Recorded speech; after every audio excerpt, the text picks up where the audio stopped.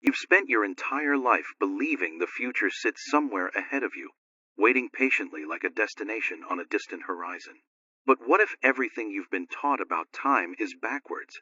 What if the version of you, who already lives in abundance, peace, love, and fulfillment, isn't years away building itself slowly, but exists right now as a frequency you simply haven't tuned into yet?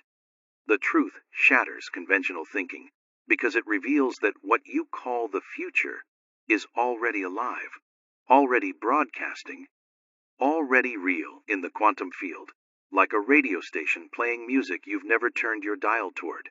Your future self isn't becoming anything. It already is. You're the one learning how to align with it.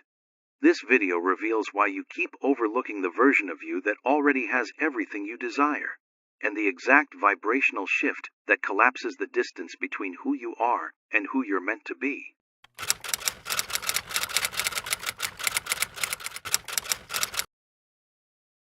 Your whole life, you've been told that the future is something you move toward gradually, step by step, year after year, as though it waits patiently somewhere on the horizon. But what if the future isn't ahead of you at all? What if the version of you who already possesses everything you deeply long for, peace, love, abundance, complete fulfillment, isn't some distant figure waiting years away, but rather a frequency that exists right now in this moment, hidden in plain sight? The truth feels shocking because it completely collides with how you've been conditioned to think about time and personal growth. You've been taught to believe in linear progress, when in reality, what you call the future is already alive in the quantum field, transmitting like a radio station you've simply never tuned into. Here's the paradox that changes everything. The version of you that already has it all isn't in the process of becoming. It simply is. You are the one who must learn how to align with it. Imagine a radio dial for a moment. Infinite frequencies exist in the air around you at this very moment. Music, voices, signals of all kinds. You cannot hear any of them until you deliberately tune in. The station isn't created when you turn the dial. It was always there broadcasting.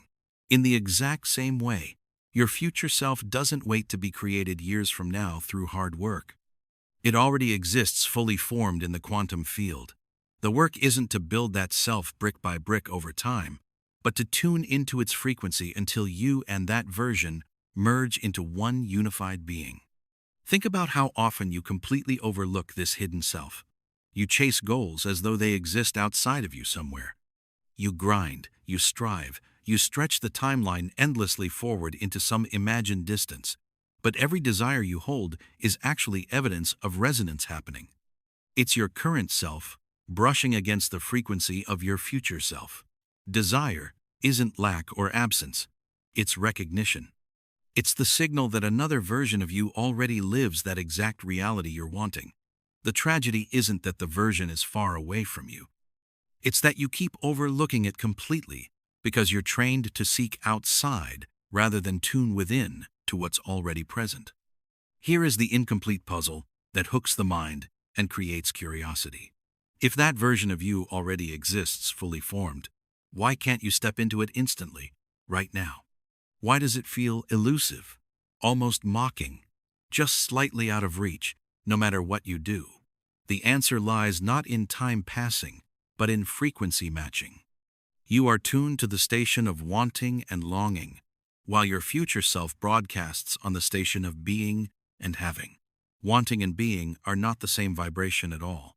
The more you stay trapped in wanting, the more you reinforce separation from what you desire.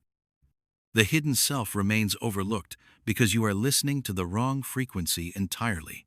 This is where science and spirituality intersect in fascinating ways. In quantum mechanics, particles exist in states of superposition, multiple possibilities all at once. They collapse into one definite outcome only when observed by consciousness. You too exist in superposition right now. Many versions of you, infinite timelines playing out simultaneously. Which one collapses into your lived reality? The one you tune into with your state of being. Neuroscience supports this as well, through research. Your brain's neural pathways actively shape identity. When you rehearse lack repeatedly, the brain wires itself to notice lack everywhere. When you embody abundance, even before evidence appears physically, the brain rewires itself to expect abundance. This isn't fantasy or wishful thinking. It's neuroplasticity in action, and the quantum field responds faithfully to the identity you stabilize internally. But here's the pattern interrupt you cannot ignore any longer. The self you seek isn't waiting in the distance.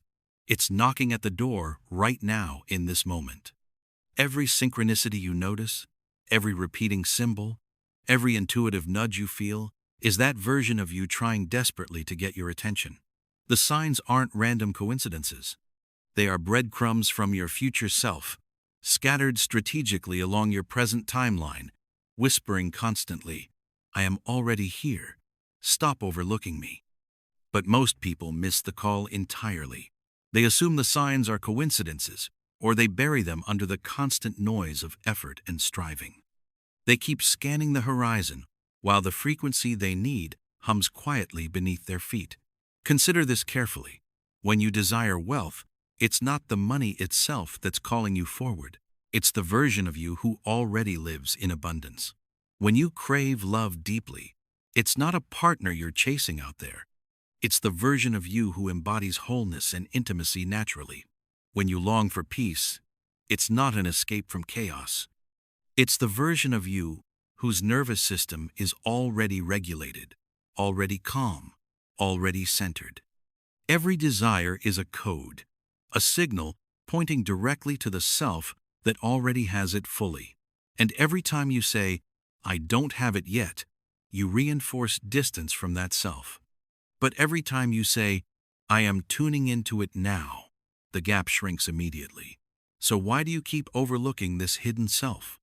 Because you've been conditioned to worship effort, to idolize time passing, to believe that becoming must take years of striving and struggle.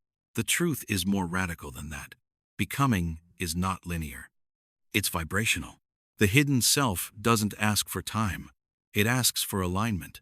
You don't need to earn it through suffering. You need to tune to it through coherence. And once you glimpse this truth clearly, it becomes impossible to unsee. This is where the curiosity loop opens wide.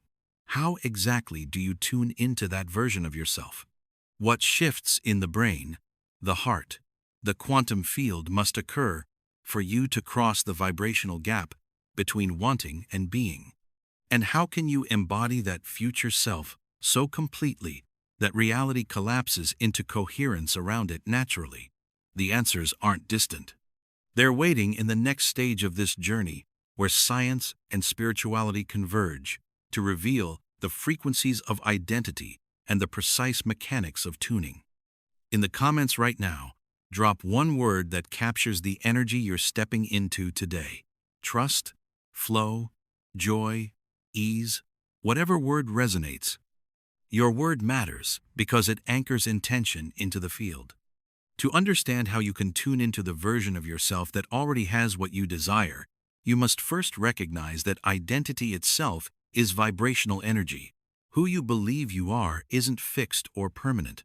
It's a frequency you stabilize through repetition. At any moment, countless versions of you exist in potential, like overlapping tracks of music playing simultaneously in the quantum field. The one you experience as your life is simply the station you are currently tuned into. Change the station, and you experience a completely different reality. This isn't metaphor alone. It's how the mechanics of consciousness operate at the intersection of quantum theory and neuroscience. Physics has shown us repeatedly that reality exists not as solid objects, but as fields of probability waves. At the subatomic level, particles exist in superposition, many states at once until observed. Your consciousness acts as the observer, collapsing the wave function into one specific outcome. But here is the missing piece most people overlook completely. You do not collapse reality with random thought alone, but with coherent identity. Identity is not just memory or personality traits. It's the sustained frequency of I am. The I am you embody selects which potential timeline collapses into physical form. When you say, I am struggling, and feel it deeply, you align with one version. When you say, I am abundant, and feel it coherently, you align with another. The field responds faithfully to the identity you broadcast consistently. Neuroscience gives us a bridge to this truth through research. The brain is plastic, constantly reshaping itself. It reshapes itself according to repeated patterns of thought and emotion. When you continuously embody a state of lack, your neurons wire together around that identity, strengthening it until it feels inevitable and unchangeable. The brain filters your environment automatically, showing you only what matches that state. Opportunities outside that identity pass completely unnoticed because your perception is tuned away from them. But when you rehearse new states consistently, gratitude, abundance, wholeness, the brain rewires to match. Your nervous system calibrates to new patterns. This is not imaginary. It's measurable through brain scans. Your identity is quite literally encoded in neural firing patterns that change as you shift states. Now consider the spiritual teachings that have echoed this truth long before science caught up. Neville Goddard insisted that assumption creates reality. You must live from the end, assuming the identity of the one who already has it, not as a wish, but as a fact. The law of vibration, taught for centuries, declares that everything is energy, moving at frequency, and like attracts like. Dr. Joe Dispenza blends both science and spirituality, showing how elevated emotion, paired with clear intention, produces measurable coherence in the body and measurable effects in the field. Across all traditions, the conclusion is the same. Identity is frequency, and frequency is the key to manifestation. But here's the curiosity gap. If it's that simple, why doesn't everyone step instantly into their future self? Why do people repeat patterns endlessly, even when they know better? The answer is resistance. Most people unconsciously identify with their current state so deeply that it becomes addictive. The brain craves familiarity, even when it's painful or limiting. Neural pathways formed by years of I am not enough do not dissolve overnight, and so people affirm abundance while unconsciously radiating lack. They visualize wholeness while unconsciously embodying separation. The field responds, but it responds to the coherent frequency being broadcast, not the words spoken. This is why trying so often fails, because the identity being broadcast is one of lack. Think of a tuning fork. Strike one, and another of the same frequency across the room begins to vibrate sympathetically. If the frequencies do not match, there is no resonance. The quantum field operates on this same principle. You cannot fake resonance. You cannot trick the field with empty words. You must become the frequency of your future self. When you do, resonance is inevitable. The field has no choice but to vibrate back, collapsing reality around the identity you embody. Psychology calls this self-concept. Every action you take, every decision you make, is filtered through the story you believe about who you are. If you believe you are someone who struggles, you sabotage opportunities unconsciously to remain consistent with that identity. If you believe you are someone who thrives, you notice and act on possibilities others miss completely. The outer world looks different not because it changed randomly, but because your inner identity tuned you into a different frequency of reality. Here's the pattern interrupt you need to hold. Your future self is not out of reach. It's already alive in the field, vibrating right now. You are not trying to create it. You are trying to tune into it. That means the distance is not measured in time, but in frequency. And frequency is accessible in this moment through choice, through coherence, through practice. The obstacle is not that the self doesn't exist. The obstacle is that you keep overlooking it by reinforcing the wrong identity. So the science of identity frequencies reveals a simple but radical truth. You are not bound by the past, and you are not waiting for the future. You are selecting from infinite versions of yourself with every thought, every emotion, every declaration of I am. And this leads to the deeper paradox.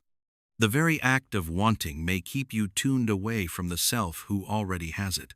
That paradox unfolds in the next stage, where we explore the vibrational gap between wanting and being, and why collapsing that gap is the key to tuning into the version of you that already holds everything you seek.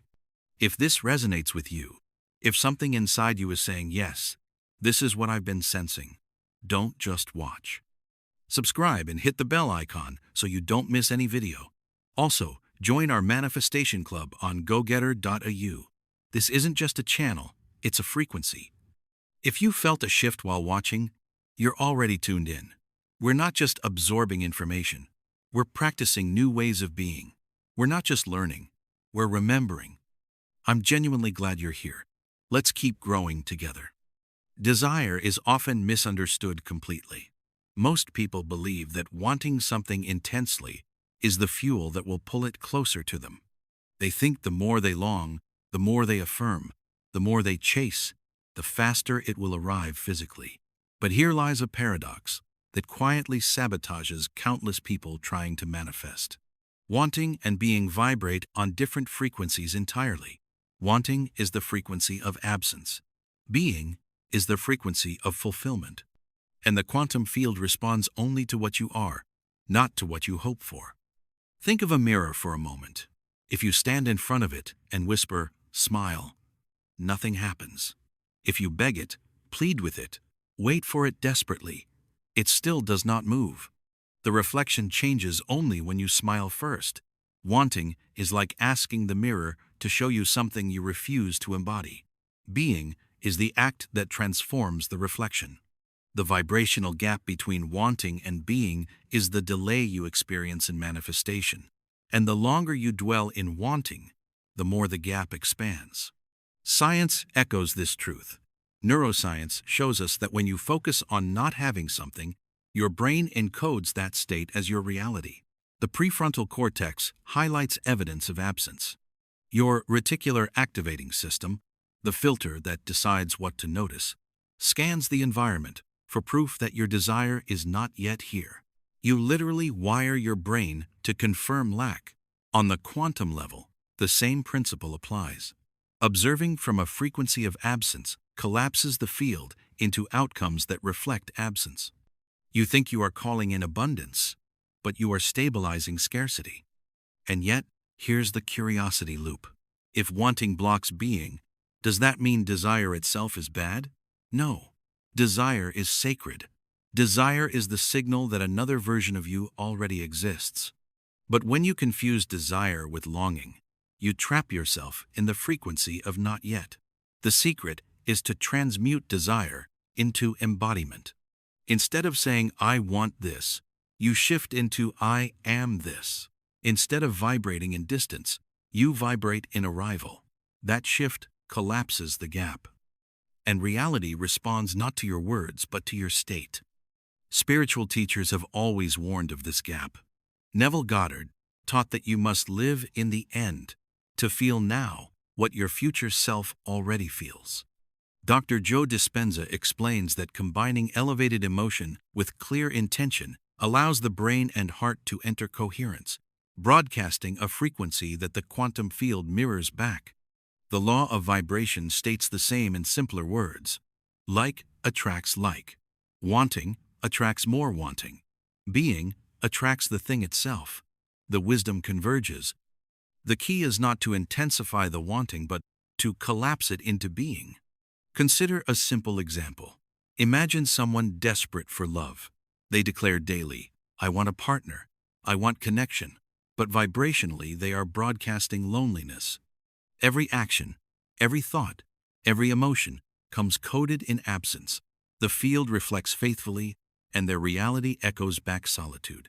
Another person, by contrast, embodies love before it arrives. They treat themselves with care, radiate openness, live as though love is natural and inevitable. Without forcing, they align with the version of themselves who is already loved, and the field mirrors that being.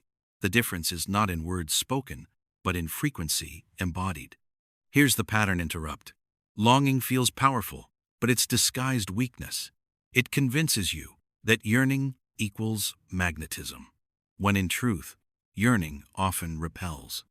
The more you crave, the more you affirm the gap.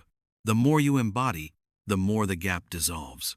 This truth disrupts cultural conditioning because we've been trained to equate striving with progress. But in manifestation, striving is often proof of distance.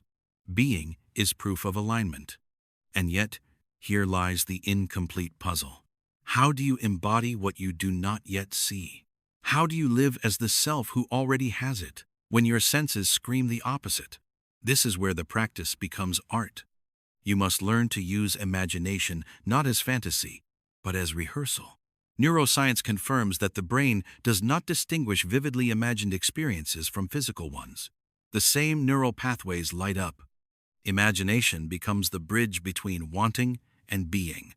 Spiritually, this is why visualization has always been emphasized, not to daydream, but to rehearse the frequency of being until the body believes it's real. The vibrational gap is not closed by external proof. It's closed by internal coherence. When your thoughts, emotions, and body align with the state of already having, the field must reflect it. Reality is not withholding. It's waiting for resonance. You are not denied. You are delayed by the frequency of wanting. Collapse into being, and the delay dissolves. So the paradox sharpens. The version of you that already has it is not out of reach. It's out of tune. Wanting keeps you on the wrong station. Being shifts the dial. The gap is not time. The gap is vibration. And when you bridge it, manifestation is no longer effort. It's inevitability. Which leads us to the next revelation. How do you actually tune into that future self with precision? How do you embody it so fully that reality cannot tell the difference between who you were and who you are becoming? That is the next stage, where the practice of tuning becomes real, where imagination, coherence, and embodiment merge into one. There is a crucial turning point in the manifestation journey, where you realize that tuning into the version of yourself that already has it is not a mental exercise. It's an act of embodiment. You cannot simply think your way there. You cannot repeat affirmations like broken records and expect reality to shift if your body still vibrates with lack. Embodying the state of the future self means stepping into it so completely that your thoughts, emotions, and physical presence begin to mirror that version of you. Reality does not respond to your words. It responds to your state. Imagine an actor preparing for a role. A true actor does not simply memorize lines. They become the character. They adopt the posture, the tone, the emotional life of the role, until it feels real, not performed. Manifestation works the same way. Your future self is not a fantasy. It's a role already written in the field. The question is, are you willing to step into it fully? Not as performance, but as identity.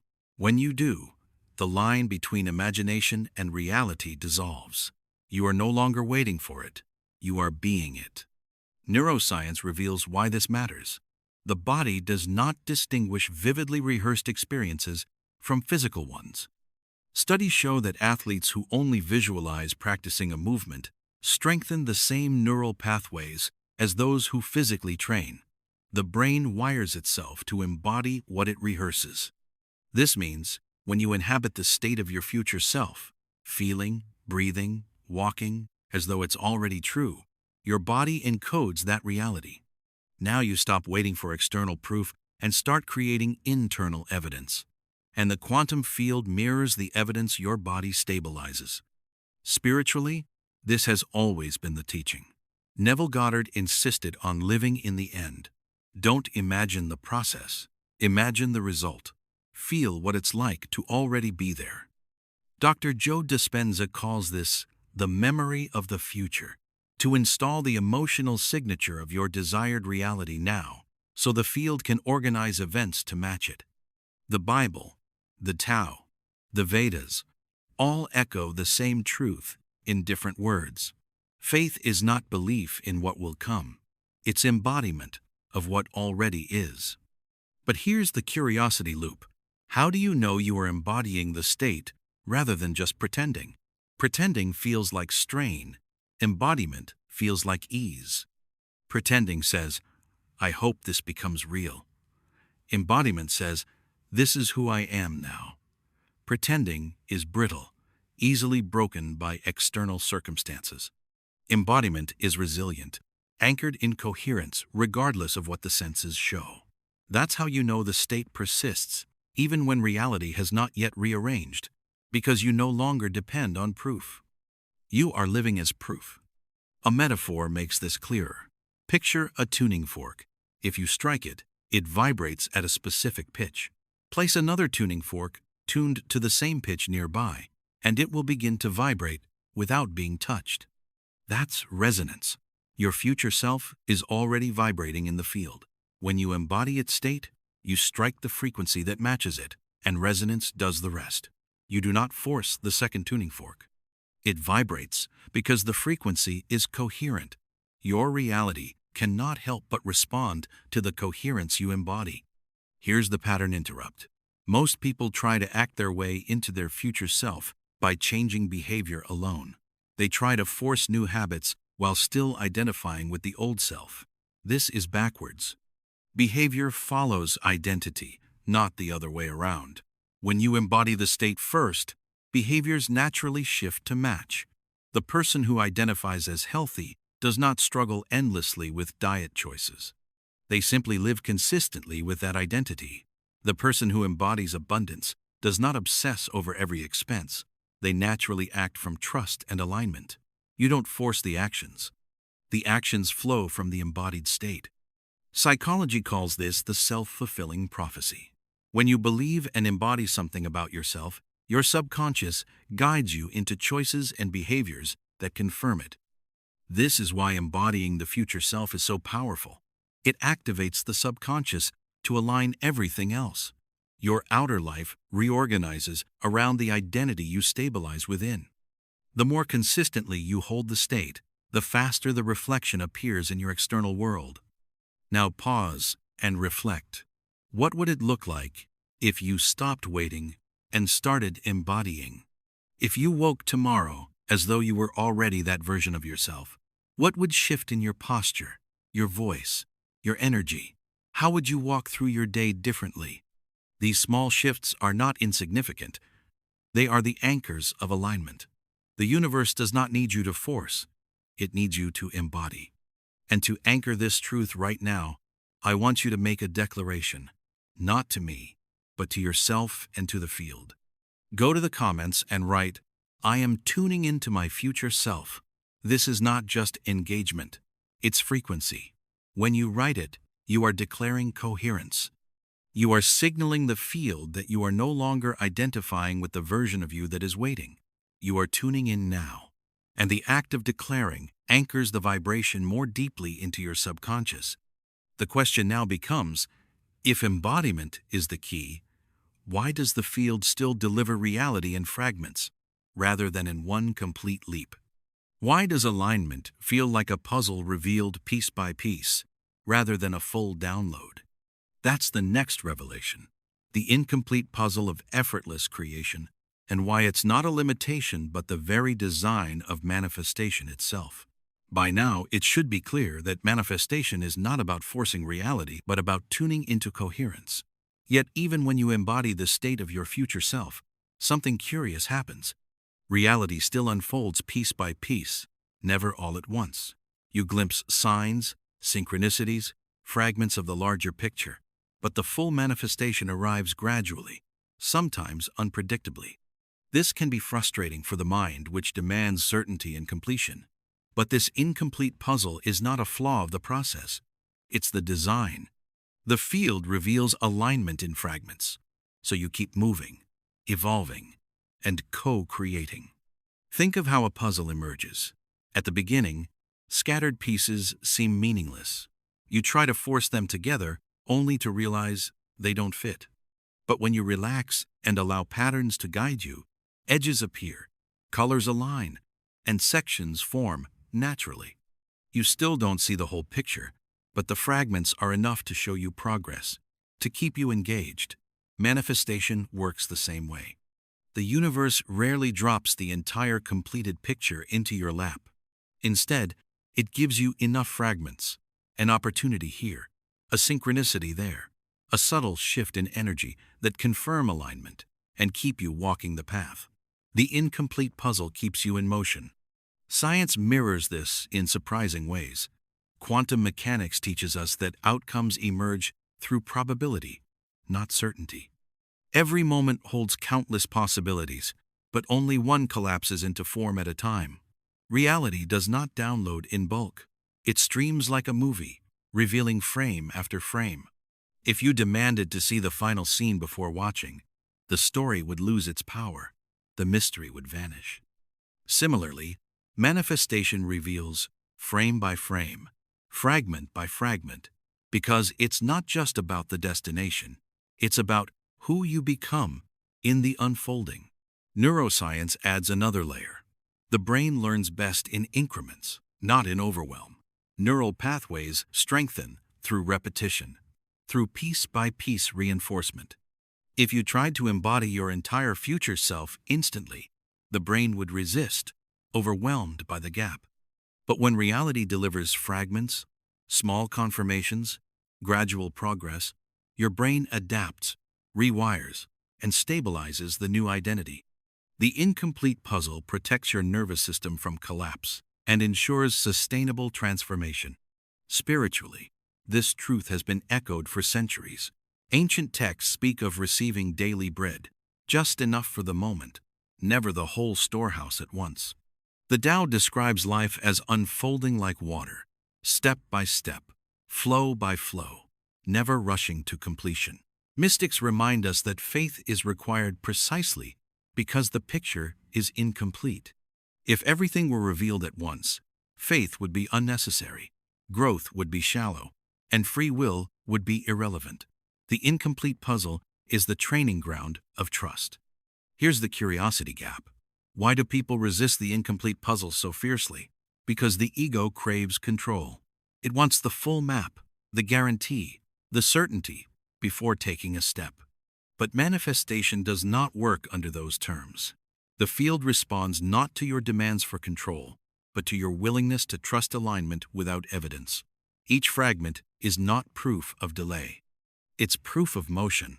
The puzzle is incomplete not because you are failing, but because you are becoming. Consider a story. A woman longs for a new career.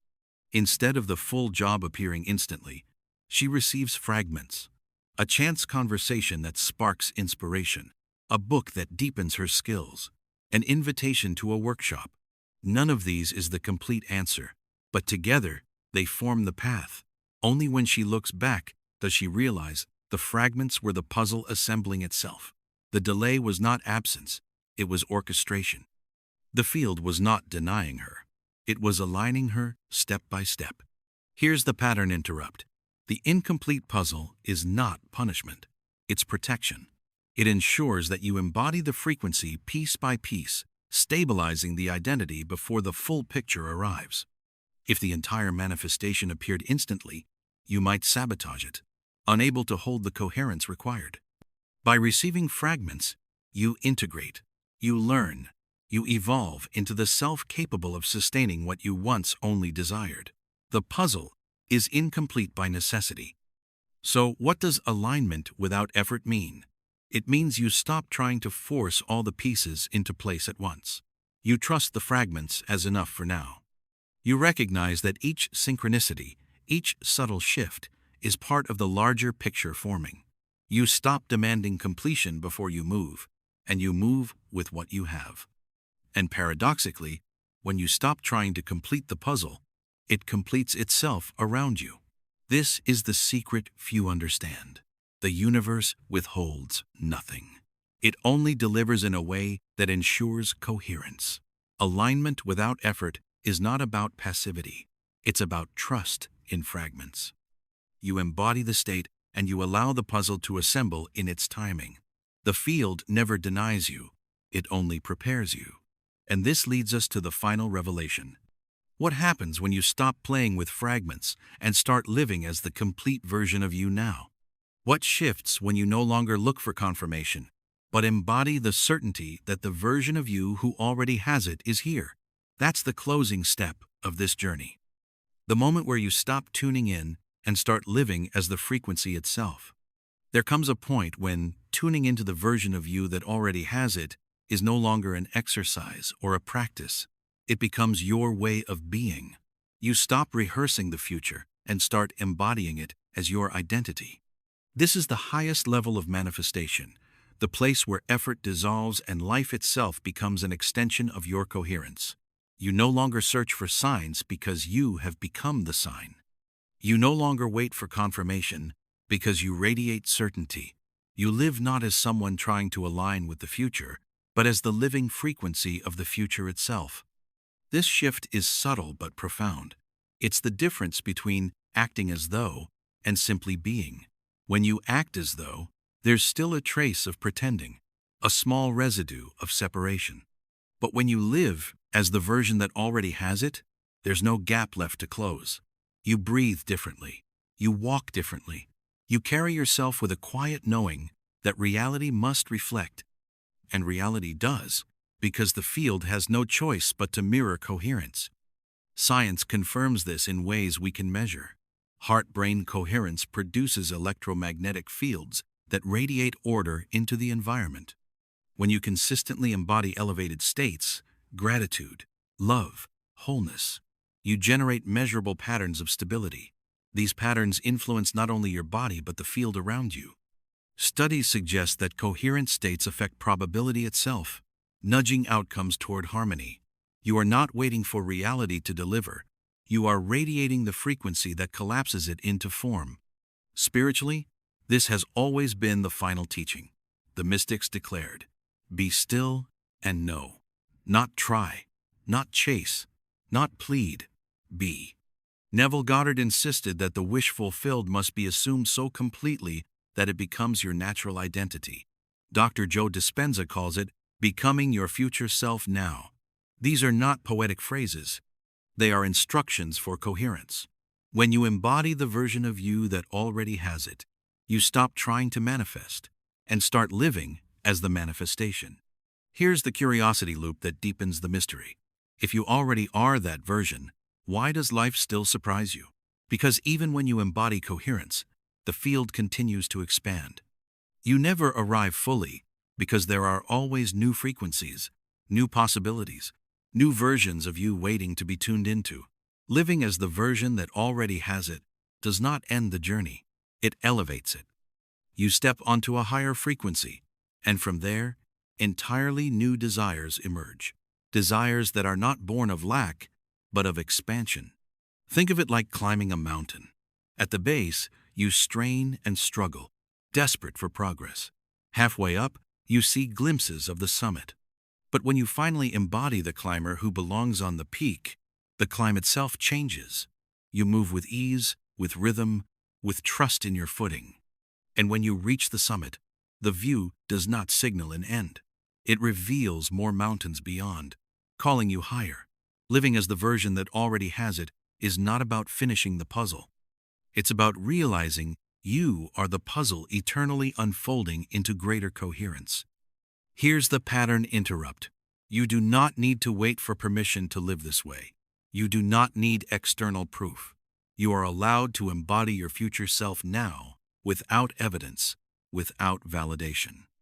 And paradoxically, when you stop waiting, the evidence appears. The universe is not holding back.